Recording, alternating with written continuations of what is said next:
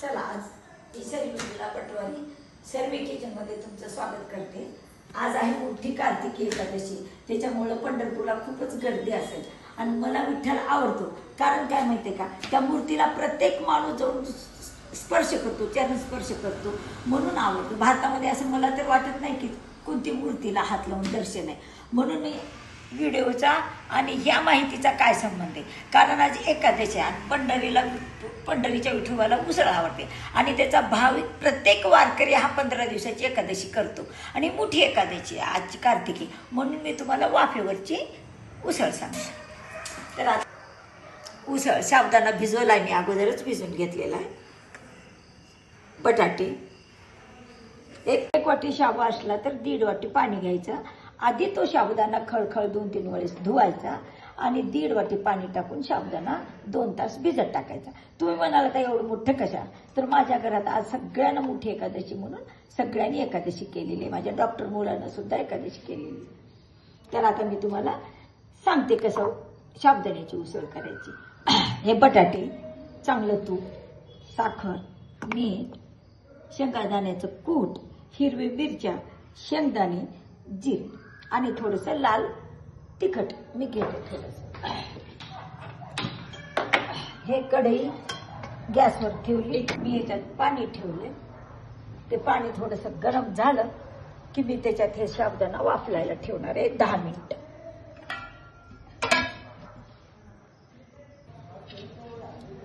पाणी गरम झालेलं आहे, तर मी आता याच्यामध्ये 10 ते 15 मिनिटं ह्याला वाफलून घेणार।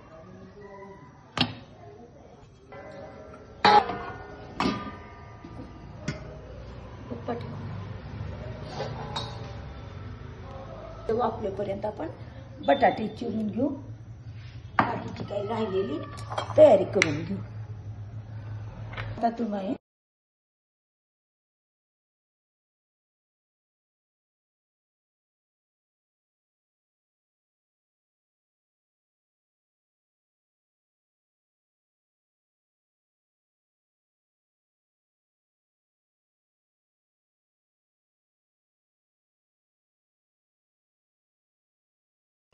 आता हे मी 15-15 मिनिटं वाफून घेतले, कारण खूप मोठा आहे ना तो, म्हणून मी 2 वेळेस वाफून घेतले ते साबुदाणा।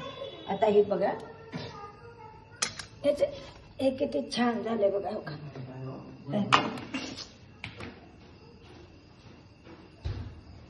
पांढरं शुभ्र अगदी काचेसारखं हे बघा।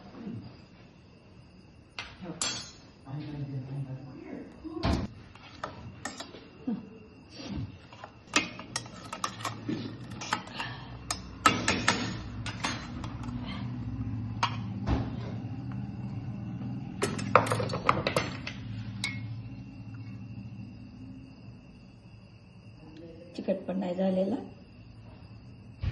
आता गरमातच आपण हे कूट टाकायचं बरं का।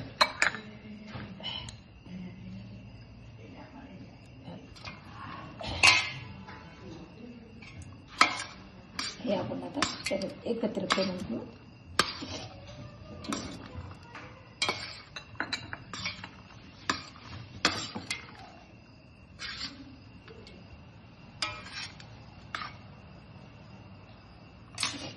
हे बघा, चिटकत पण नाही, हाताला कसा मोकळा मोकळा झाला, फटफटीत सुंदर। कारण ह्याच्यात तर जाते सपाटून नसता फेकून दे।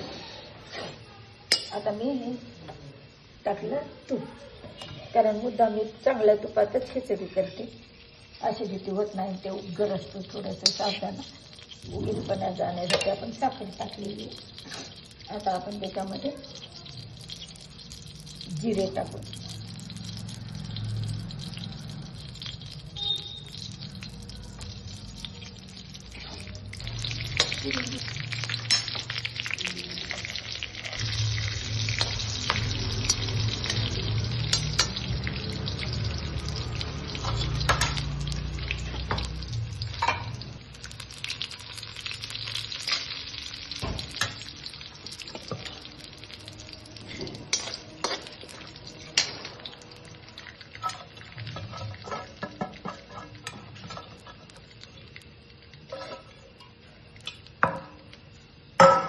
बटाटे मऊ होईपर्यंत हे करायचं, तळून घ्यायचं आपल्याला वापरून.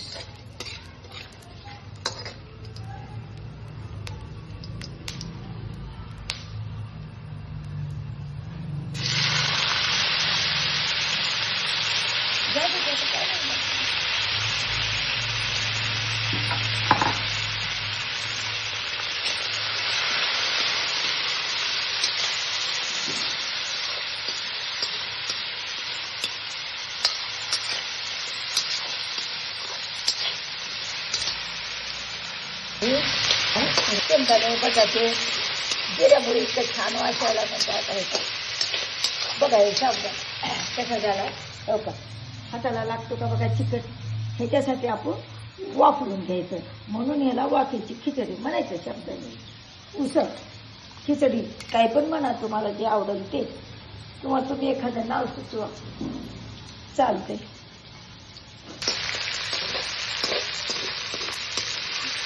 चांगलं काय असं बटाटे दाबले की जेव्हा जात नाही असून आपलं फुटत नाही, म्हणजे थोडा बट्टा बटाटा कट करा. तर अजून थोडंसं वापरायचं.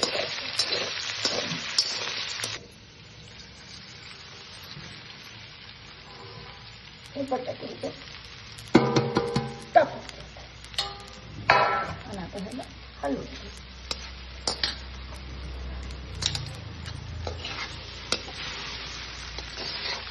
बघ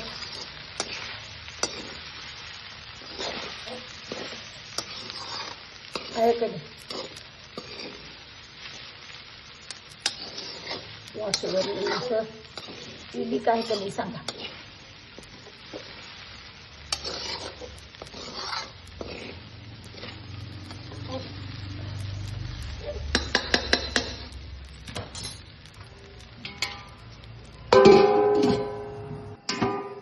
एकदा वाचलं का बघू आपण खाली.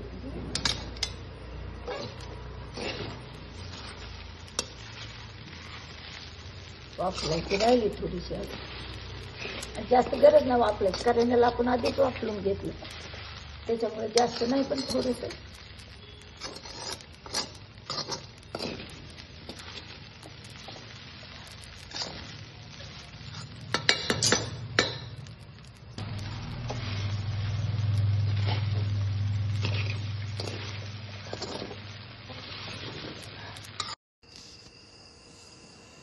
चला, हे आपली वाफेवरची उसळ तयार. त्याच्यासोबत किवडी खात राहा. आवडल्यास लाईक करा, सबस्क्राईब.